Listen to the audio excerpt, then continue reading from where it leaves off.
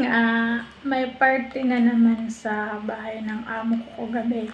Kasi Webes kagabi, diba? Mahilig talaga sila mag-party pag Webes ganon. Kahit anong araw, mahilig talaga siyang mag-party. Kasi mahilig siyang uminom, mahilig siyang magpatugtog ng kahilakas-lakas ng mga, may ano siya dati, yung may parang tambol, yung ganon. Kaya yun, pag pumunta doon yung taga-Manio kagabi, kasi syempre kailangan siya doon. Tapos tinanong ko siya kung anong oras natapos yung party. Sabi niya ay ano daw, alas 3. Tapos nakauwi daw siya ay 3:30 na. Kaya puyat siya today. Pumunta lang siya dito sa kusina, nag-almusal, tapos may bit-bit siya pag uwi niya. Kagabi ito siya. Ay dala-dala siya guys. Siguro tira to kagabi. Tinanong ko kung sino yung nagluto. Sabi ko, sino yung nagluto? Yung katulong sa kotso ba? Sabi niya, hindi.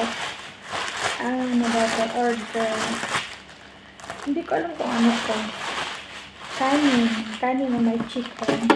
Dito kasi guys, pag nagluluto dito, ang pagluluto nila dito ay halo-halo na. Pinahalo na yung ulam sa kanin. Ito siya. Biryani siya. Pwede na itong kainin mamaya. May lasa na to, may chicken na siya, malasa, yan. Ito siya, di ko alam kung ano to. Parang meat, di ko alam kung ano yan. Mamaya initin natin, tapos kainin natin, diba? O diba nakakasaya lang ng puso na galing siya doon, nagtyaga siyang magbitbit nito kasi inaalala niya na pag-uwi niya dito, may makakain siya. Tapos nandito din ako syempre. Para diba yun, na-appreciate mo yung effort na ginagawa. Ganyan siya guys, pag may birthday daw ng nakaraan, ang dinala niya sa akin ay tinapay, isang box na tinapay, malaking tinapay. Itong luto na to ay, ito yung uri ng luto ng mga Arabic food to guys. Siguro biryani to kasi may chicken siya, ayan. Ganyan yung kanin nila dito, dilaw, ganyan sila. Itong na to, hindi ko siya alam kung ano yan. Mamaya, pag nagutom ako, mag-init na lang ako nito sa microwave, tapos kainin natin. Edi, solve na naman ang ating araw, diba guys? Ganyan ang buhay namin dito sa bansang Kuwait, bilang mga OFW or abroad. Kahit hindi sa Kuwait guys, saan man sulok ng mundo, guys, masaya na kami sa mga pagkain na may tira-tira. Pero malinis pa naman to. Hindi man to kukunin ng taga-Manio kung hindi malinis. Pero dito sa amo ko, pag nagbibigay ng pagkain yung nanay niya, minsan naman nagdadala dito ng pagkain, lunch or dinner, pag hindi pa sila kumakain, pinapakuha niya na ako.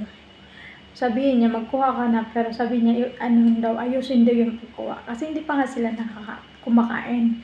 Kaya yun, minsan naman, pag hindi nila talaga kumain na sila, tas hindi nila naubos, ibibigay na nila yun. Pero malinis pa naman yun. Sasabihin ng amo ko na, sa inyo na yan, kainin nyo na ng driver. Tapos sabi niya, kasi haram daw. Sabi niya, sayang.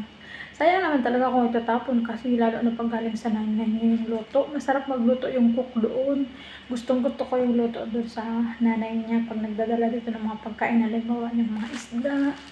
Diba? Bihira na siya ngayon magpadala, dati lagi-lagi.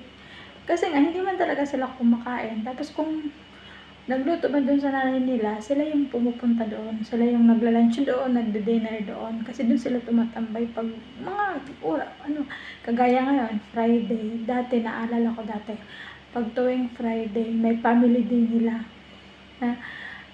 Pumupunta yung tatay niya doon. Yung tatay niya pumupunta sa bahay ng nanay niya. Tapos nagsasalo-salo sila. Tapos nagkwento yung katulong sa akin doon dati ng mga Pinay na pag Friday daw ay pagod sila na mga katulong. Kasi, yun nga, may nandun lahat. Pumupunta lahat yung tatay.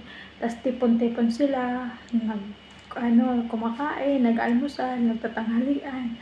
Tapos pagkatapos magchay-chay, ganun sila guys. Mahilig sila mag-chay-chay habang nagkukwentuhan, ganun sila.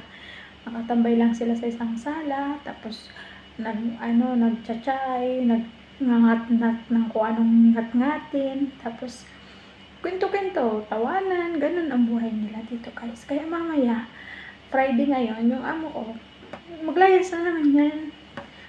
Maglayas na naman yan kasi hindi man yan dito na pepermi sa bahay. Lagi silang lumalayas. O diba? Ito lang na, share ko lang. Ito yung buhay ko dito sa bansang Kuwait. Simple. At masaya din. Nakakapagod.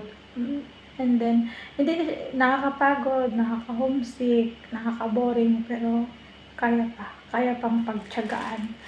Yan lang, share ko lang ang buhay ko dito. Lahat guys ng mga ina-upload ko, ay kung ano yung buhay ko dito sa Kuwait, kung ano yung mga pinagagawa ko dito everyday, kung ano yung routine ko, kung ano yung mga ganun lang.